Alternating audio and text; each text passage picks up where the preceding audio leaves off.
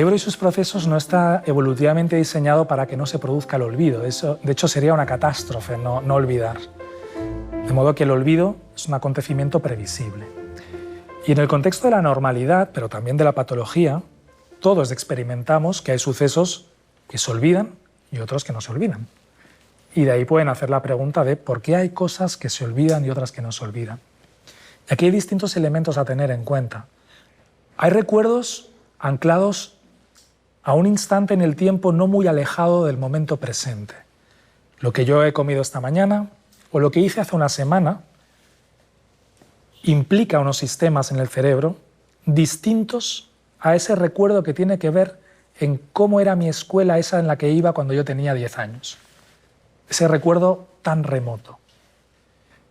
Estos recuerdos remotos, simplificándolo, no están en un almacén en concreto.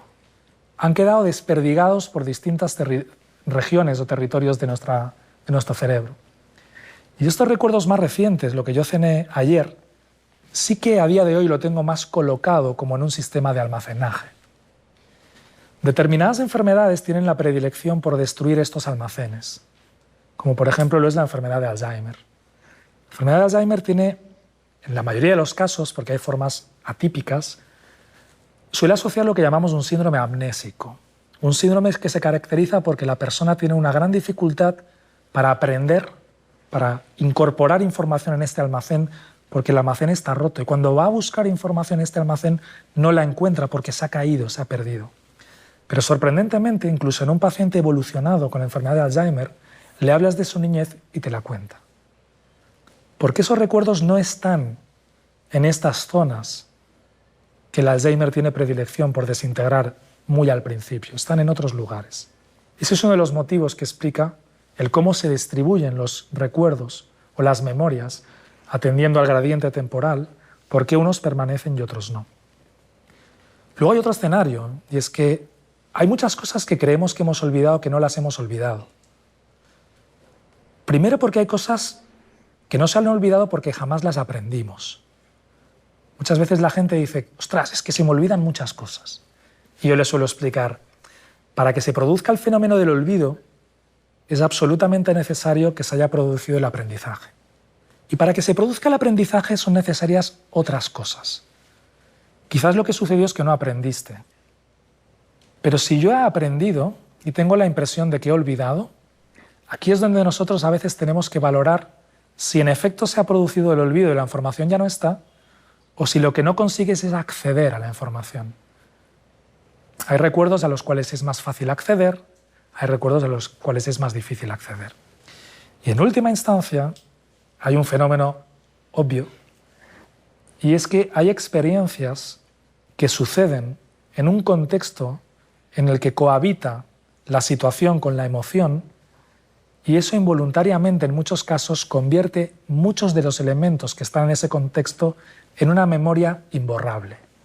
Creo que todos podríamos más o menos situarnos con bastante precisión mientras observábamos los atentados de las Torres Gemelas, o mientras revivimos los atentados en Madrid, o cuando recordamos nuestra primera cita, o incluso la primera canción que bailamos con X. Esos recuerdos tienen un aspecto muy distinto, muy distinto. ¿Pero por qué? ¿Por qué sucede esto? Porque las emociones a lo largo de la evolución han jugado un papel crítico en la supervivencia de nuestra especie y de otras especies.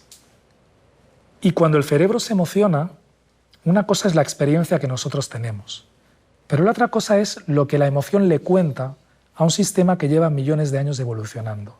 Y lo que la emoción le cuenta a este sistema es sencillo. Le cuenta, hey, esto es relevante para tu supervivencia.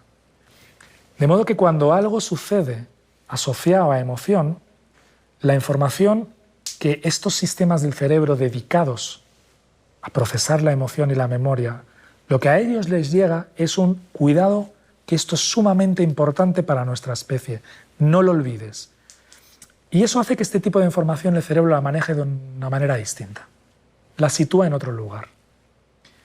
Y eso da lugar a escenarios clínicos muy bonitos de ver, entre comillas, ¿no? Por ejemplo, que lo cuento en Cerebros Rotos, era una pareja donde el hombre había desarrollado una enfermedad neurodegenerativa poco conocida, se llama una parálisis supranuclear progresiva, lo que llamamos parkinsonismos atípicos, una enfermedad que suele asociar síntomas parecidos a la enfermedad de Parkinson, pero acompañado de un trastorno cognitivo que suele ser muy grave. Sin entrar en los detalles de qué causaba ese trastorno cognitivo, este paciente tenía un evidente compromiso de la memoria, hasta el punto que en una de las visitas era incapaz de reconocer y de saber quién era la mujer que tenía al lado, que llevaba toda la vida con él.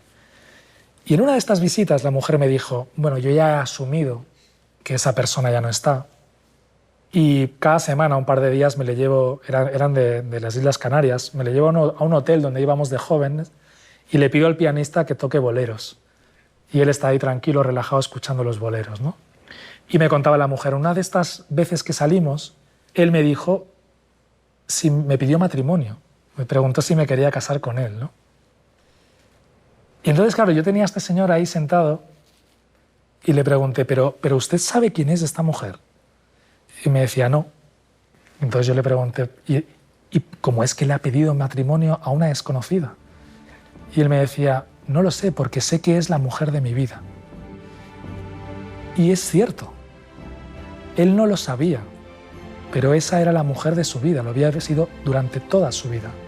No podía ponerle un nombre, no podía recordar que ya habían ido de jóvenes a escuchar esos boleros, pero un tipo de recuerdo, sin una forma específica, pero totalmente alimentado de la más profunda emotividad, le estaba diciendo a este hombre, esta es la mujer de tu vida, ¿no? Ese es un poco el escenario tan complejo que nos podemos encontrar cuando hablamos de memoria y de emoción.